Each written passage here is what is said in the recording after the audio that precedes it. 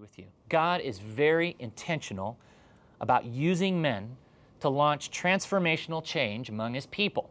When you study the Scriptures, whether you begin in Exodus and you study Moses and his leadership and the wrapping of men around him, you see all the way through the Old Testament and the ministry of the kings, the prophets, the judges, the ministry of the major and minor prophets to the community of faith. Where do they go? They go and they have a men's meeting. And you see Jesus and His own strategy. He gathered some men around Him. You see the book of Acts and the Apostle Paul. Now, this is not, ladies, to discount your influence. It is not. It's just what we read, that there is, for better or for worse, a mantle of leadership that is placed upon the men of faith and the men in the community and the men in the family that is not placed upon the women as we read the Scriptures. And so when you study spiritual momentum and spiritual movement, there's a very clear pattern in Scripture.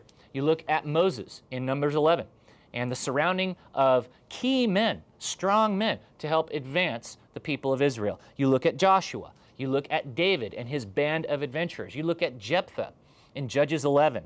You look at Nehemiah and Josiah in Kings, where he was the only king that was successful in ridding the land of the idols. Why was that? He got a group of men where there was this transplantation from a holy assembly of men.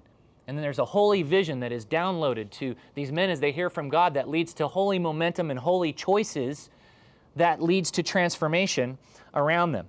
So when you have strong leadership with God's men, you have strong advances of spiritual movement. If you have weak leadership with men, you have weak advances of spiritual movement. So if I am a local pastor, if I am a church, if I am a wife, if I am a child, what I want is a strong man, because our character comes out in conduct, which leads to health, both in the family and in the community and in the church. So that